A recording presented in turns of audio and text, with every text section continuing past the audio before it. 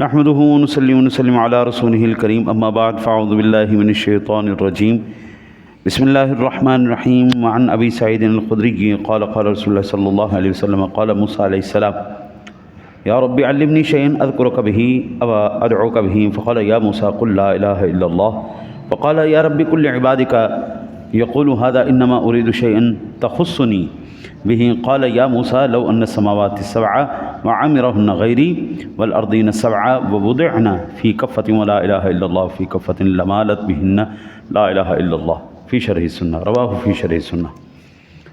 حضرت ابو سعید خدری رضی اللہ تعالیٰ عنہ سے روایت ہے، وہ فرماتے ہیں کہ میرے آقا نبی اکرم صلی اللہ علیہ وسلم نے ارشاد فرمایا کہ موسیٰ علیہ السلام نے اللہ تعالیٰ سے عرض کی، اے اللہ مجھے وہ چیز سکھا جس سے میں تجھے یاد کیا کروں، جس کے ذریعے تجھ سے دعا کروں۔ اللہ وحدہ لا شریک نے پیارے موسیٰ علیہ السلام سے ارشاد فرمایا کہ کہو لا الہ الا اللہ۔ عرض کی یا اللہ یہ تو تیرے سارے بندے ہی کہتے ہیں لا الہ الا اللہ، میں تو کوئی ایسی خاص چیز چاہتا ہوں جس سے تو مجھے خاص کرے، خاص طور پر مجھے عطا کرے بس، اور کسی کے پاس یہ چیز نہ ہو۔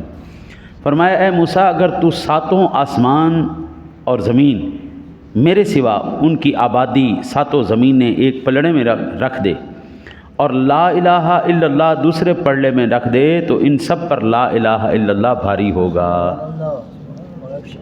اللہ اکبر اللہ اکبر۔ موسیٰ علیہ السلام نے اللہ تعالیٰ سے خاص چیز مانگی، یا اللہ خاص طور پہ مجھے کوئی چیز عطا فرما، تو اللہ نے کیا ارشاد فرمایا، جس سے میں دعا کروں، میں ذکر کروں، میں معاملہ کروں، تو اللہ نے کہا لا الہ الا اللہ کو۔ اور ہم نماز کے بعد کیا کہتے ہیں؟ ہر نماز کے بعد لا الہ۔ یہ حدیث پاک بتا رہی ہے دنیا کی ساری چیزیں ایک پلڑے میں، خالی لا الہ الا اللہ ایک پلڑے میں۔ حضرت اس کی ایک عقلی دلیل میں آپ کو عرض کروں، دنیا کے اندر جتنی بھی چیزیں ہیں وہ تمام کی تمام کیا ہیں؟ مخلوق۔ ہر شے مخلوق ہے اور وہ خالق ہے۔ مخلوق اپنی خلقت میں، مخلوق کے نام سارے نیچے ہیں۔ میرا رب اس کی ذات وہ واجب الوجود ذات ہے، اس کا نام بھی اسی طرح بلند و بالا ہے، اس کے نام کا مقابلہ کائنات میں کوئی شے کر ہی نہیں سکتی۔ کچھ چیزیں ایسی ہوتی ہیں، بندے کی یہ تمنا ہوتی ہے کہ جو خاص طور پر مجھے کوئی چیز ملے، خاص نفع مجھے حاصل ہو، لیکن اکثر اوقات بندے کو عام چیزوں کی خاص چیزوں سے زیادہ ضرورت ہوتی ہے اور وہ ان کو استعمال بھی کر رہا ہوتا ہے لیکن اس کو قدر نہیں ہوتی۔ مثال کے طور پر میں آپ کو عرض کروں، ہوا ہے، ہوا، آپ ہوا کے بغیر سانس نہیں لے سکتے، پانی کے بغیر زندہ نہیں رہ سکتے، وہ امیر ہو، وہ غریب ہو، وہ چھوٹا ہو، وہ بڑا ہو۔ یہ کتنی عام نمک ہے، ٹیسٹ ہی ختم ہو جائے گا، تمام مسالہ جات ہیں، ٹیسٹ ہی ختم ہو جائے گا۔ یہ سب سے اہم ترین چیزیں ہیں لیکن عام ہونے کی وجہ سے اپنی قدر کھوئی بیٹھی۔ سونا ہے، چاندی ہے، بڑی کم دستیاب چیزیں، لیکن یہ ہر ایک کے لیے نہیں ہے، ہر ایک اس سے فائدہ نہیں اٹھا سکتا، صرف امراء لوگ اٹھا سکتے ہیں۔ اب وہ عام جو چیز، کیا جو اللہ نے ہمیں ہوا عطا فرمائی، نعمتیں عطا فرمائی، کیا ان کی قدر کم ہو گئی؟ اور بابا امیر ہو یا غریب، سب کو اس چیز کی حاجت ہے۔ اب بندہ جو کم چیز ہوتی ہے اس کو پانے کے بعد وہ زیادہ خوشی محسوس کرتا ہے، حالانکہ وہ عام چیزیں اس کے لیے زیادہ اہمیت کی حامل ہوتی ہیں۔ میں ایک موٹی سی مثال، عید کی نماز آتی، دنیا کتنے شوق سے جو ہے وہ دوڑ دوڑ کے آتی، لیکن کیا اس کا مطلب ہے 5 نمازیں اپنی حیثیت کھو بیٹھی؟ 5 نمازیں اس سے بھی زیادہ اہم ہیں، عید کی نماز سے بھی زیادہ اہم 5 نمازیں ہیں، اور 5 نمازوں کے عام ہونے کی وجہ سے یہ اپنی اہمیت کو نہیں کھوئیں گی۔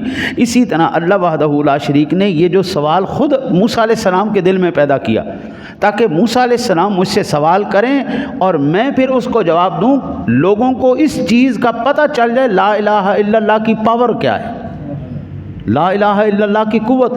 اب یہاں پر صرف لا الہ الا اللہ کی بات ہو رہی ہے، محمد الرسول اللہ کی بات نہیں ہو رہی، کیونکہ موسیٰ علیہ السلام کا اگلا جملہ الگ ہے، وہ صرف لا الہ الا اللہ پہ بات ہو رہی ہے.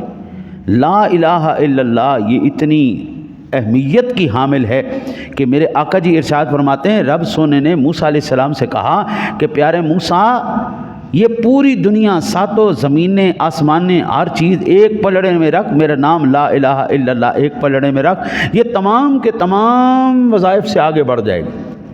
اللہ کے ذکر سے اوپر بڑا ذکر کوئی نہیں. اس دنیا کے اندر دو چیزیں ہیں جی، ایک کلمہ شریف، دوسرا درود شریف.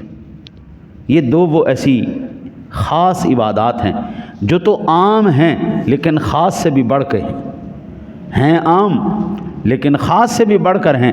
پوری دنیا، ہاں بشرطے کے اخلاص کے ساتھ ہو، بشرطے کے اخلاص ہو. ہاں یہ چیز ایک شرط بیچ میں لازمی. کچھ بھی عمل کرنا ہے، لا الہ الا اللہ صلی اللہ علیہ وآلہ وسلم، کچھ بھی عمل کریں حضرت اس کے اندر اخلاص ہے تو ساری نعمتیں آپ کے پاس آپ کو حاصل ہو جائے. اگر اخلاص نہیں تو پھر کوئی عبادت کا کوئی فائدہ ہی کوئی نہیں. نماز آپ دکھا کے لوگوں کو دکھانے کے لیے پڑھ لینا تو حضرت صاحب اس نماز کا آپ کو کوئی فائدہ نہیں. کوئی بھی عمل ہے وہ آپ لوگوں کو دکھاوے کے لیے، ایک ہے اللہ کی رضا کے لیے. ہمارے یہاں پہ اللہ کی رضا کے لیے ہم نماز پڑھ لیں اللہ کو، یا اللہ تو راضی ہو، یا اللہ تیرا حکم ہے، ہم تیرے حکم کی تعمیل کے لیے آ رہے ہیں. ہمیں کسی سے کوئی فرق نہیں پڑتا، کوئی دیکھتا ہے دیکھتا نہیں دیکھنا نہ دیکھ. لیکن ایک بندہ کہتا ہے نہیں نہیں نہیں میں اس لیے آ رہا ہوں کہ مجھے دنیا دیکھے، میں اس لیے کہ عمل کر رہا ہوں. میں یہ آج تک میں نے کسی سے نہیں کہا تو یہاں پہ نماز کیوں نہیں پڑھتا، تو ادھر کیوں پڑھتا ہے، تو ادھر کیوں پڑھتا ہے، ادھر کیوں نہیں پڑھتا، نہیں کہا. ایک میری جو ہے نا جو مطالبہ ہوتا ہے نماز پڑھو. آپ نے میری مسجد میں پڑھنا ہے پڑھو بسم اللہ، نہیں پڑھنا کسی اور میں پڑھو، لیکن نماز پڑھو، نماز پڑھو. آپ نے اس مسجد میں پڑھا ہے ادھر پڑھیں، آپ نے ادھر پڑھنا ہے ادھر پڑھیں، آپ نے ادھر پڑھنی ادھر پڑھیں، جدھر مرضی پڑھو یار. ہم نے تو خالصتاً اللہ کو راضی کرنا ہے نا، بندے کو تو راضی نہیں کرنا. اگر بندے کو راضی کرنے کے لیے آ رہے ہو پھر رہنے جو، آپ گھر میں بیٹھا رہا کرو، آپ کو آنے کی ضرورت نہیں. حضرت دنیا میں بندہ راضی نہیں ہوتا، اللہ راضی ہو جاتا ہے. اس ایک کو راضی کرنا آسان ہے بنسبت مخلوق کے، مخلوق راضی نہیں ہوتی. میں ایک لطیفہ سناؤں آپ کو، مزہ آئے گا. ایک سوال جی جی پوچھیں. کچھ علماء اس بات پہ اختلاف رکھتے ہیں کہ نماز کے بعد کلمہ نہیں پڑھنا چاہیے. حضرت جی میں نے تو حدیث میں آپ کو عرض کہا، قرآن کہتا ہے فمن اظلم ممن منع مساجد اللہ ان یذکر فیہا اسمہ وسعی فی خراب. اس سے بڑا ظالم کون ہے جو مسجدوں میں اللہ کے ذکر سے منع کرے. میں نے تو قرآن کی آیت آپ کے سامنے رکھی. حدیث بیان کرتے ہیں، نبی پاک کی حدیث بیان کرتے ہیں کہ نبی پاک نے اس طرح نہیں کیا. حضرت جی نہیں کیا ہے انہوں نے، ان کو علم نہیں ہے. میں نے تو قرآن کی آیت آپ کو بتائی نا. سب سے پہلی دلیل کہاں سے لیتے ہیں ہم؟ قرآن سے. اللہ تمہاری خیر کرے. میں نے قرآن کی دلیل آپ کو پیش کی ہے. حدیث پاک کے اندر موجود ہے کہ حضور سرور دو عالم صلی اللہ علیہ وسلم نے ذکر کیا اور بلند آواز سے کیا اور اتنی اونچی آواز سے کیا کہ صحابہ نے اپنے گھروں میں سنا. اب کسی نے نہیں پڑھا تو اس میں اس کی کوتاہی ہے نا. اگر کسی نے نہیں پڑھا تو اس کی کوتاہی ہے نا. آپ کی بات ٹھیک ہے لیکن اس میں بڑے بڑے پڑھے لکھے علماء، یار دیکھیں ہر ایک چیز کے اوپر کسی کا وہ نہیں ہوتا، ہر ایک مسئلے کے اوپر نظر ہر ایک کی نہیں ہوتی. میں نے تو قرآن کی آیت آپ کو بتائی ہے. قرآن کہتا ہے اس سے بڑا ظالم کون ہے جو مسجد میں اللہ کے ذکر سے منع کرے. اور مجھے یہ بتائیں کہ اللہ کے ذکر کرنے کے لیے کوئی وقت مقرر ہے؟ نہیں کوئی وقت نہیں. اللہ تیری خیر کرے، اللہ تمہاری خیر.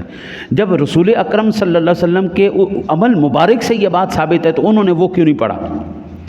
ہاں یہ ضرور کہہ سکتے تھے کہ ہمیں علم نہیں ہے، اللہ و رسولہ عالم، یہ کہا جا سکتا تھا، لیکن یہ نہیں کہا جا سکتا یہ ہے ہی نہیں. تو حضور کے اس عمل مبارک کا وہ تو اس کا انکار کر رہے ہیں. قرآن کی اس آیت کے اوپر ان کا نظر کیوں نہیں گئی؟ یہ کیوں اس کا انکار کر رہے ہیں؟ اس کا مطلب یہ ہے ہم حسن ظن رکھتے ہوئے یہ کہہ سکتے ہیں کہ انہوں نے پڑھا نہیں. وہ جو منع کر رہے ہیں انہوں نے پڑھا نہیں. میں نے موٹی سی مثال دی ہے. وہ ذات خالق ہے، ہم مخلوق ہیں. اس نے تخلیق کیا. اس کائنات عالم کے اندر جو بھی چیزیں ہیں وہ ساری نیچے ہیں، میرا رب کا ذکر اونچا ہے. ساری کائنات کی چیزیں نیچے ہیں. لا الہ الا اللہ اللہ کا نام ہے نا، یہ اللہ کا گھر ہے نا، یہ عبادت بھی اللہ کی ہے نا. تو بابو اس میں کون سی ایسا سکم آ گیا ہے کہ ہم کائنات کا سب سے افضل ترین ذکر نہ کریں؟ میرے آقا نبی اکرم صلی اللہ علیہ وسلم نے فرمایا افضل الذکر لا الہ الا اللہ و افضل الدعاء الحمدللہ. افضل ترین ذکر لا الہ الا اللہ ہے اور افضل ترین دعا الحمدللہ ہے. اب بتائیں کیا کریں؟ ہم تو حسن ظن یہ رکھتے ہوئے کہیں گے کہ انہوں نے نہیں پڑھا، ٹھیک ہے نا، ہم حسن ظن رکھتے ہوئے یہی کہیں گے نا۔ جب بھی دلائل دیں نا جی، کوشش یہ کریں قرآن پاک سے سب سے پہلی دلیل ہو، پھر حضور جناب رسالت مآب صلی اللہ علیہ وسلم کے عمل مبارک سے ہو، اور اگر آپ کو قرآن سے نہیں ملتی تو پھر آپ پہلی ترجیح حضور سرور دو عالم صلی اللہ علیہ وسلم کے عمل مبارک کو دیں گے، ٹھیک ہے نا جی۔ ہمیں دونوں کی ضرورت ہے، ہمیں حضور کے عمل کی بھی ضرورت ہے، ہمیں قرآن کی بھی ضرورت ہے۔ ہم یہ نہیں کہیں گے کہ ہم صرف قرآن کی بات مانیں گے، حضور کی نہیں مانیں گے، یا پھر ہم یہ نہیں کہہ سکتے کہ ہم صرف حضور کی مانیں گے، قرآن کی نہیں مانیں گے، یہ دونوں باتیں غلط ہیں۔ ہم قرآن کی بھی مانیں گے، ہم حضور کی بھی مانیں گے۔ جب ذکر ہے، مسجد ہے، عبادت اللہ کی، نام اللہ کا، قرآن کہتا ہے اس سے بڑا ظالم کون ہے جو مسجد کے اندر اللہ کے نام سے منع کرے۔ حضور سرور دو عالم صلی اللہ علیہ وسلم کا عمل اس نے نہیں پڑھا تو اس میں قصور ہمارا ہے یا اس کا ہے؟ دلائل لینی چاہیے تھے، ہم سے پوچھنا چاہیے تھے کہاں پہ ہے۔ یہ میں نے بے شمار مرتبہ جو ہے ذکر بالجہر کے اوپر، اور یہ آج کی حدیث بھی اسی بات کے اوپر اتفاقاً چل پڑی، ہاں جی۔ اور ایک دو دن پہلے بھی میں نے یہ حدیث پاک عرض کی تھی کہ کائنات کے سارے وظائف میں سے، اعمال میں سے، ذکروں میں سے اونچا افضل اعلیٰ ذکر لا الہ الا اللہ۔ ہم تو یہ کریں گے بھائی، ہمارے سامنے تو دلائل ہیں، اللہ کا قرآن ہے، نبی کا فرمان ہے۔ اگر کسی کو اچھا لگتا ہے تو سبحان اللہ، نہیں لگتا تو بھائی ہم اس کو کچھ نہیں کہہ سکتے۔ اللہ سے دعا ہے اللہ آپ کو مجھے عمل کی توفیق دے۔ اللہم صلی علی سیدنا و مولانا محمد۔